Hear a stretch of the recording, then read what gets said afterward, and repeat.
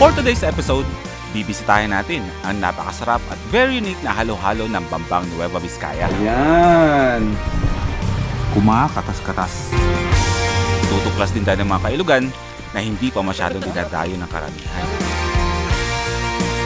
At sa kauna-unahang experience ko sa pag-van life, ang nakakakilabot na ganda na bukang liwayway ng Humming Farm. Ang ganda.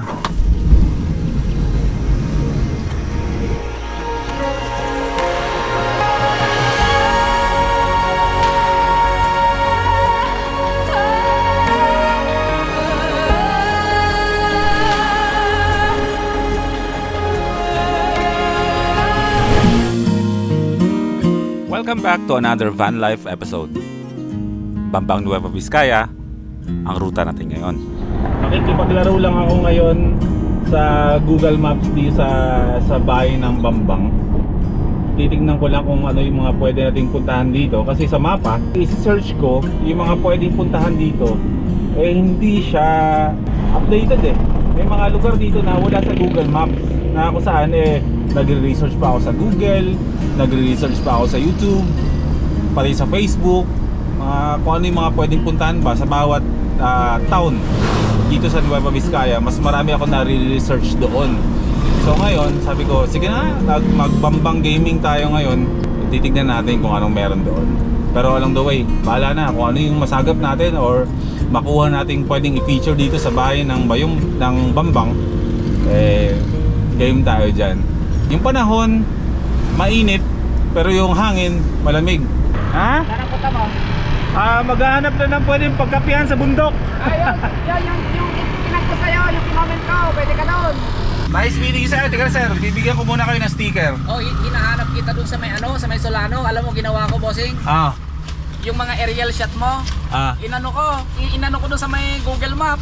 Hanggang kailan ba kayo dito sa Vizcaya, bossing? Pabalik-balik na ako dito. Ito, balik-balik. Oo. Alam mo, maging taga dito talaga ako. Ito, sir, para sa inyo. Thank you sir, very much. Ingat sir ha. Thank you.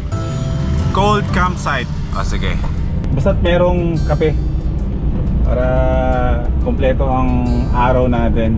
Madalas yung ganyan. Yung iba kasi hindi ko na-vlog. Lahat ng mga nakakakita sa atin dito sa Nueva Vizcaya, madalas yun, madami talaga sila. Nagkakataon minsan na wala akong dalang camera, kaya hindi ko sila na isasama sa vlog. Pero kapag kayo nakita niyo ako dito sa Nueva Vizcaya na pangalat-kalat kasama ang ating camper van, tawagin niyo ako, ihinto at isama ko kayo sa vlog. Kung okay sa inyo na isama ko kayo ha, konting kwentuhan, tatanong na rin ako sa inyo kung ano pa ba yung mga magagandang pwedeng puntahan dito. Kasi iba pa rin talaga kapag ang mga lokal ang nagbigay ng lokasyon o nagbigay ng tip kung saan pwede maganda pumunta. Mas maganda pa rin nagtatanong-tanong sa mga lokal. Alam nyo, sa sobrang dami na ng lugar na napuntahan ko sa Pilipinas, madalas parang ano din pakiramdam na deja vu ba ako? Kasi parang napuntahan ko na tong lugar na to. Pero sa totoo hindi. Kasi dito naman talaga sa Nueva Vizcaya, ngayon lang tayo nag-iikot dito. Pero may mga lugar talaga na kapag nadadaanan ko, kahit first time kong madaanan, sabi ko parang napuntahan ko na talaga to. O siguro nagkakataon lang na magkahawig lang siguro yung itsura ng lugar. Wait, meron ako nakikita ditong bukuhan ni Papa Carlos.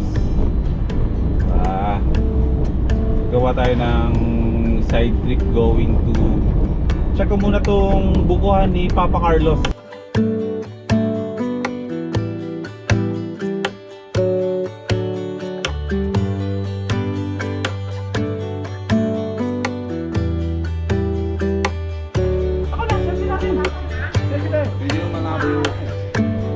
Pagharap? O hindi naman ah. Okay.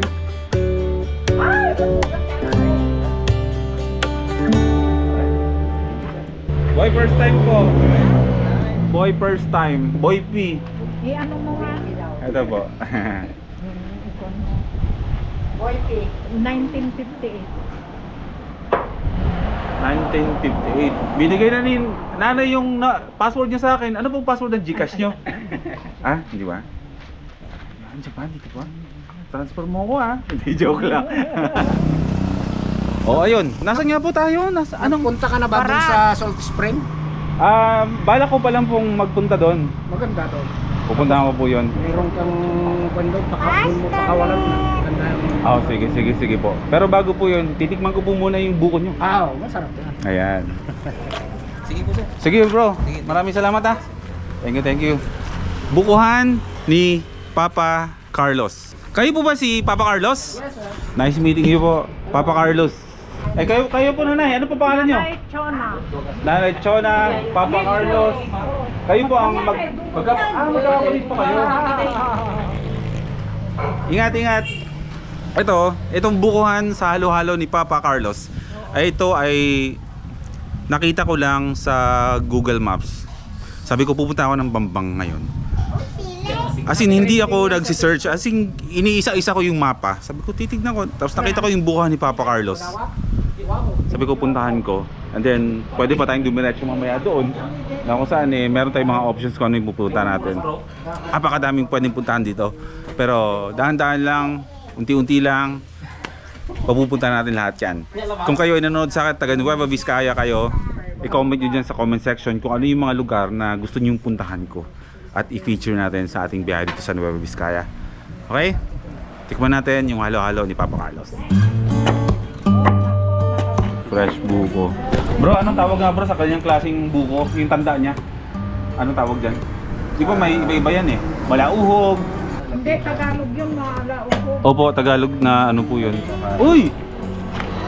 Yan, katamtaman, galing, ganyan dapat. Ay di inumin niyang tubig? Yung sabaw? Okay. Sige. Teka lang, aanuhin ko na. Titirahin ko na ng diretso para mas mas fresh ba? Oo, fresh na. Malauhog.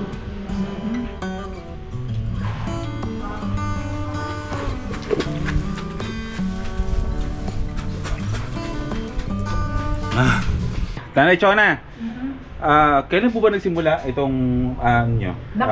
Bukuhan? Noraunor. The legendary buko tita. Tita Nora. Kailan po ba nagsimula ito? Mayo yata yun. Dito lang po yun? Oo, dito lang sir. Una, baso-baso lang yung man namin. Tapos nung may hindi yata nabusog sa baso, kasi gusto niyang mag-ulit, magbuko halo ka na lang kaya sabi namin. Buko, ilalagay namin doon yung halo-halo. Tapos 75 lang yung isang buko noon. Nung nakita ng mga kasama niya, nag-ulit naman na sila, tapos nag-take out pa sila. So simula po nun, from ordinary halo-halo lang na nilagay sa buko, mas lumami na ba ang ano nyo? Lumami naman na sir, ang dami noon dito. Parang laging may kasalan. Oo. Kasi kung titignan nyo talaga sa Facebook, matatakam talaga kayo Talagang inviting talaga, kaya nandito tayo ngayon. Ayan. Maraming salamat po ha. For the love of halo-halo. This colored naman talaga. Kumakatas-katas. Mismo yung laman ng buko, kailangan yung i-mix para humalo siya dun sa mismong halo-halo. Oh, picture tayo, Papa Carlos! Sarap makahalubilo ng mga ganyan klaseng tao, no? Yung parang hindi pa naman kayo nagkita talaga noon pa, pero yung interaction ba? Hindi dahil sa vlogger ako, hindi pa ako vlogger, ganyan na talaga ako makipagkwentuhan sa mga ibang tao, sa mga lokal. Kasi hindi pa ako vlogger, mahilig na ako talaga mag-travel. Kaya ngayon, mas nagiging special, mas nagiging memorable. My first time! Kita rin kita! Ang experience ngayon sa mga pakikipag-usap ko sa mga hindi ko ba kilala na ngayon ko lang nakakadaubang palad. May remembrance kasi nga may video. Pero promise, ang sarap ng halo-halo nila.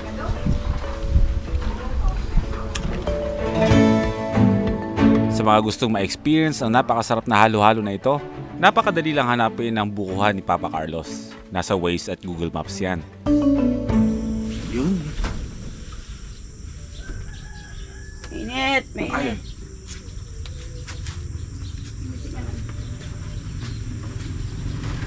Good morning! I'm back. Pero hindi nyo nahalata, no? habang kayo nanonood sa akin, nakauwi na ako ng Bulacan eh. Ng 4 na araw? 3 araw yata. Kasi ang aking anak ay sinamahan ko munang nanonood ng concert ng K-pop sa Clark, Pampanga.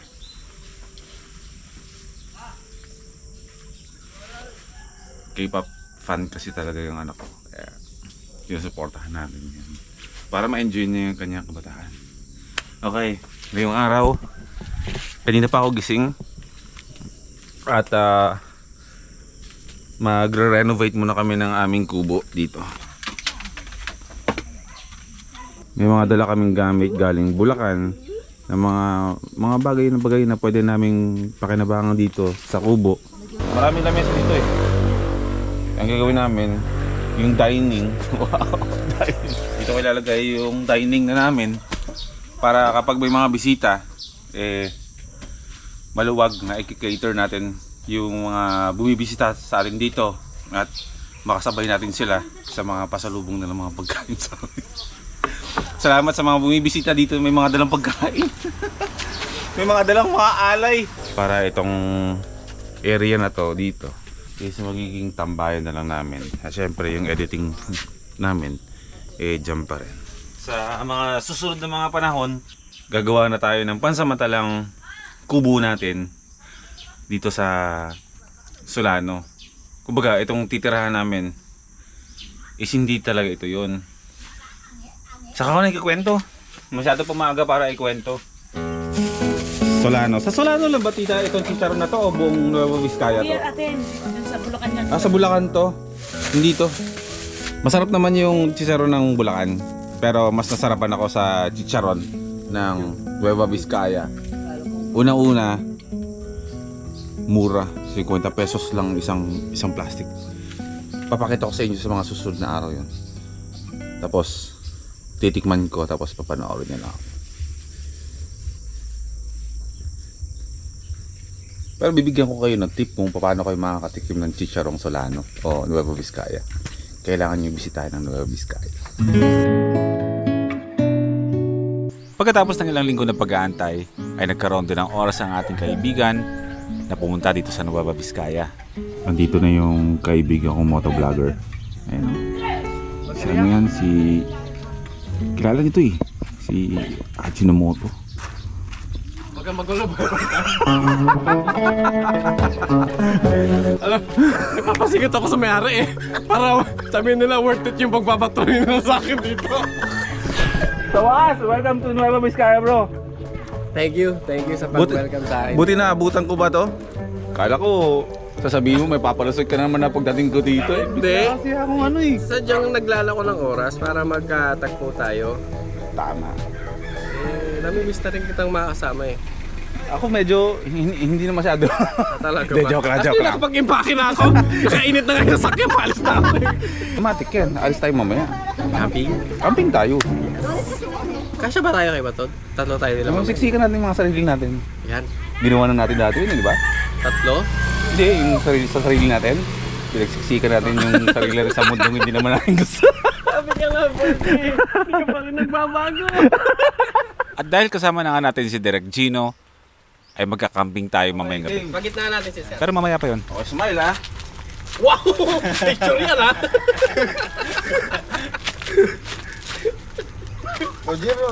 Nailo! Gumawa na rin ako ng mga sabitan dito. Maaga pa kasi para pumunta sa mga campsites. Medyo tirik pa ang araw. Kaya kung ano-ano lang pinagagawa ko, kamatay oras. Provincial life. Di ba? Aesthetics!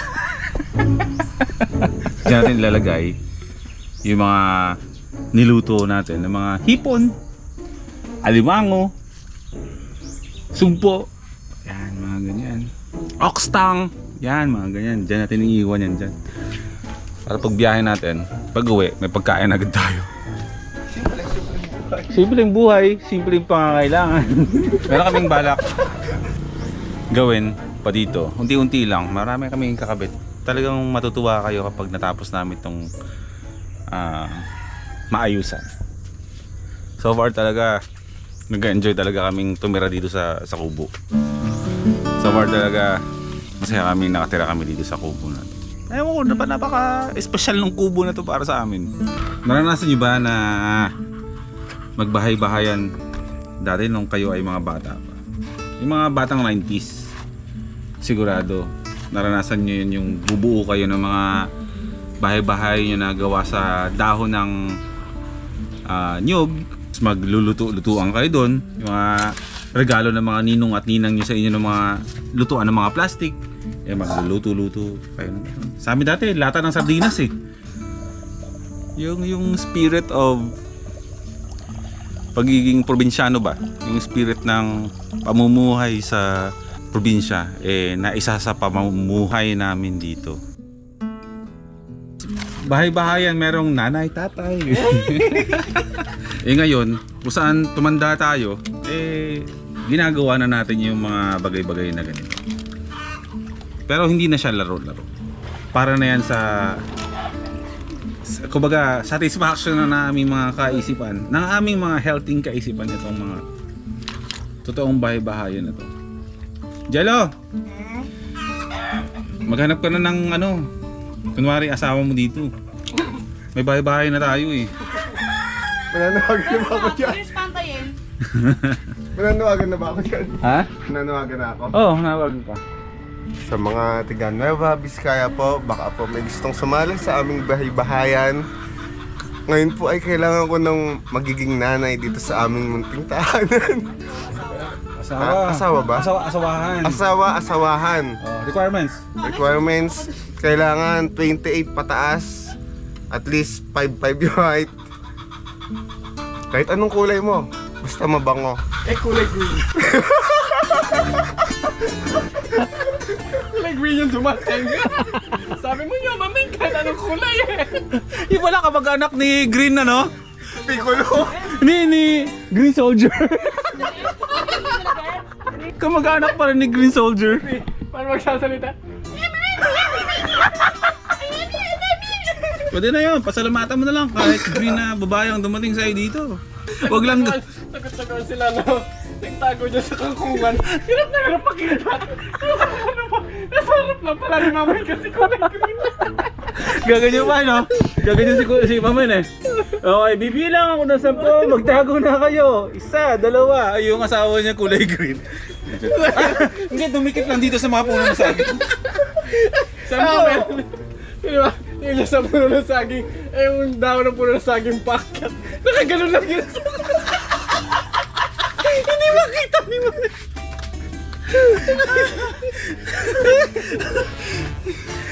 Kung ano yung hugis ng halaman, no? Kunwari, kulay green.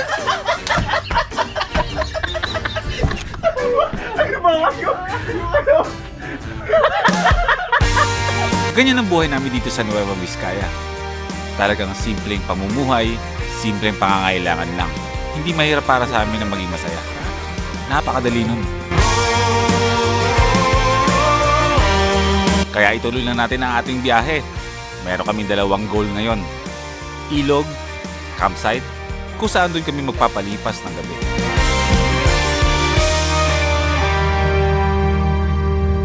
Ikinagagalak namin, bro, na nakasama ka namin dito. Ako din. Oo.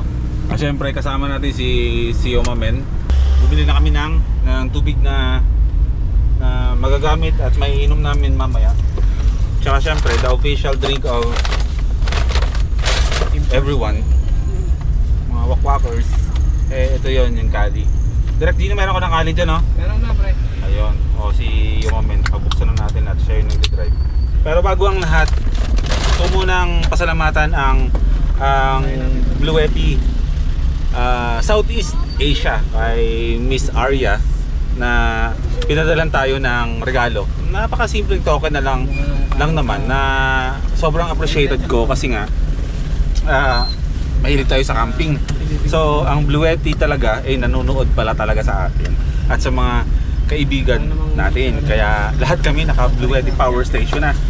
Alam niyo pa kung anong regalo nila sa akin nitong nakarang birthday ko? Isang cooking set. Pero ito, Bluetti. So hindi lang sila power station. Ay ganito pa oh. Dala-dala natin yung ating Bluetti EB3A. Maliit na kawali, kutsara and tinidor. Stainless na baso. Na may Bluetti din na logo. Baka in time may lumabas no. Bluetti may mga tent na. Aba, pwede. All the way Bluetti tayo. Kettle. O yung tinatawag na... Kita mo, nakalimutan ko ulit.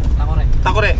And then, ito na, yung hindi naman kalakihan. Good for 2 to 3 persons. Pwede mo paglutuan ng kanin or pwede naman paglutuan ng kung ano may sabaw-sabaw. Wala pang isang oras ay meron na kami natuntun na isang barangay na meron kailugan pero walang pangalan.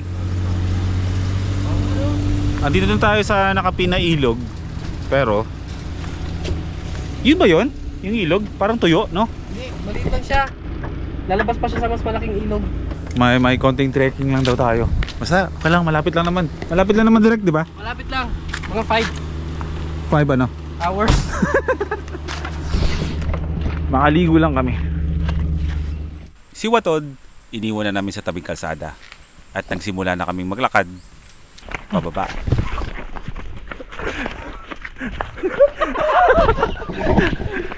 Tapos bigyan tayo ng clips. Mag-chop lang. Pero bago kami bubaba, nagpaalam muna kami sa isang lokal na nagmamayari ng lupa. Sige po. Ligo lang kami sa may ilog. Sige. Lagi na-appreciate ko yung lakad-lakad na ka dito ah. Gamit ang bag mong walang laman.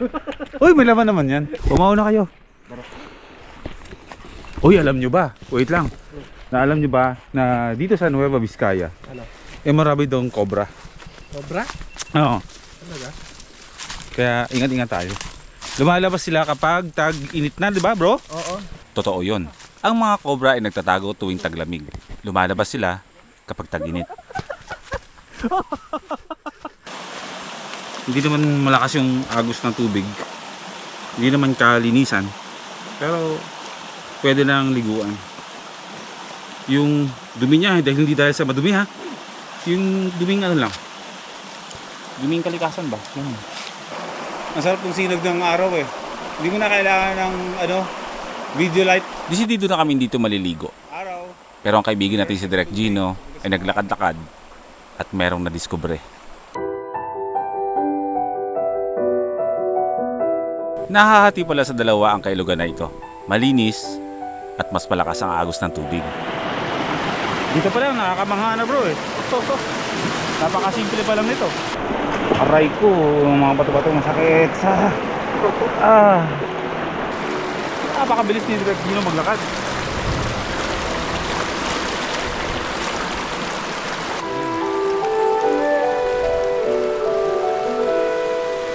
Paminsan-minsan pala, masarap din lumabas ng camper van. May mundo pa pala sa labas. Ang camper van. Bari-bari po. Bari-bari po. Kami maliligo lang, makikiligo lang. Grabe ba kasarap.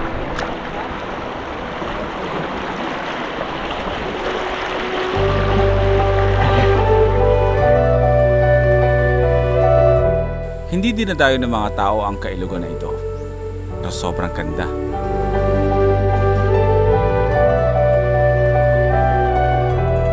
Ramdam na ramdam mo yung aura ng kailugan na ito na meron talagang nangangalaga. Kayamanan nila to at iniingatan nila. Kaya dapat din nating ingatan.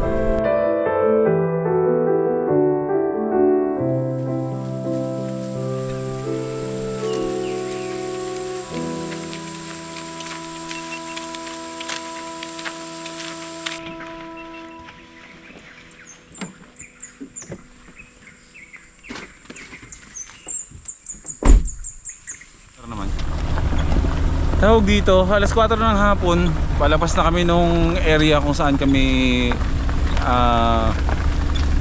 naligo, yung kailugan na pinanggalingan natin. Dapat doon kami mag-overnight.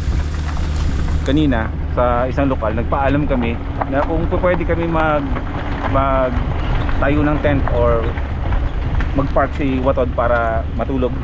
Kaso ang problema, dahil nga yung lugar din medyo kaloob-looban at wala naman masyadong kabahayan. kasi bundok to, marami tayong mga matatagpuan ng mga pwedeng pag-campingan. Kasi umamin pa rin ang driver. Si Direct Gino pa rin ang navigator. At ako dito ay konduktor. Huwag ka na. Pag-gas natin. Solano! Pasok na tayo. Tuloy ang biyahe natin at hindi na rin kami nahihirapan maghanap ng matutuluyan ngayong gabi. Dahil in-invite tayo ng isang kaibigan na doon din mag-overnight sa Hanging Farm.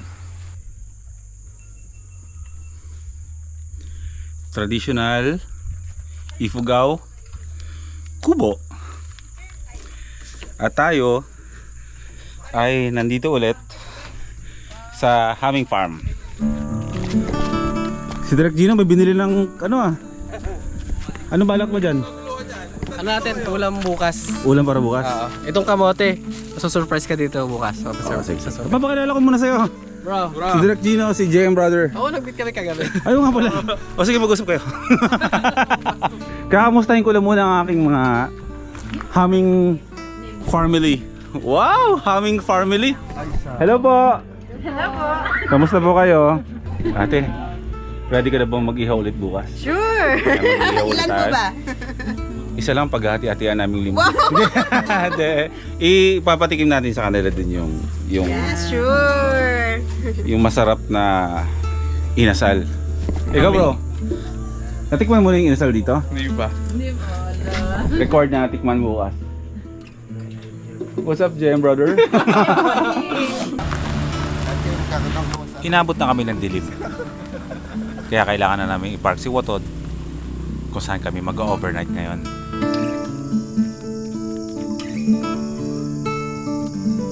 At hindi na rin namin natiis na ipagpabukas pa ang paborito kong chicken inasal.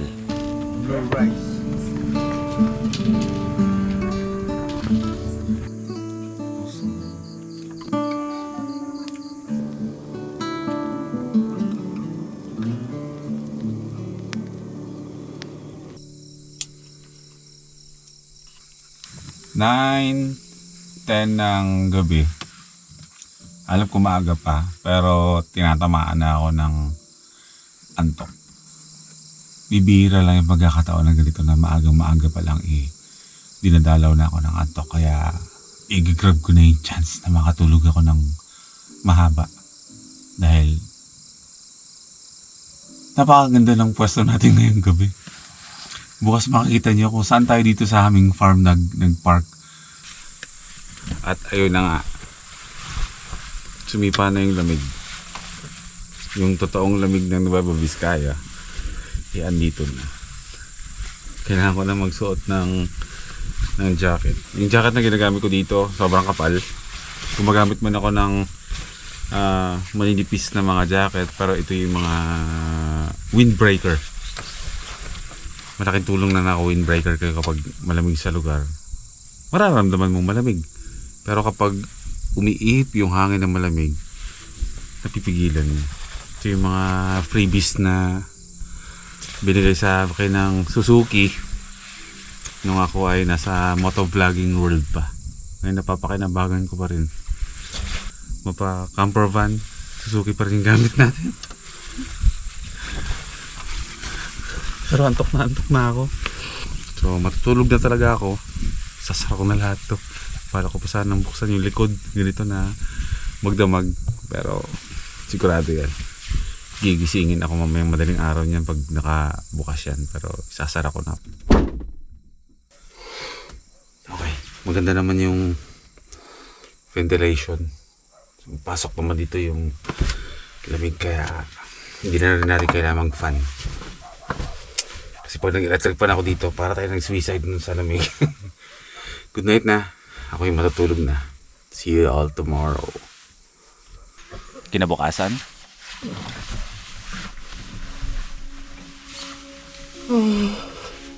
malalim ang tulog at nakapagpahinga ako ng maayos. Pangalawang beses ko na dito sa aming farm. Pero sa pagkakataon na to, mas lalo ako namangha sa lugar na ito. Ay, grabe. Ang ganda.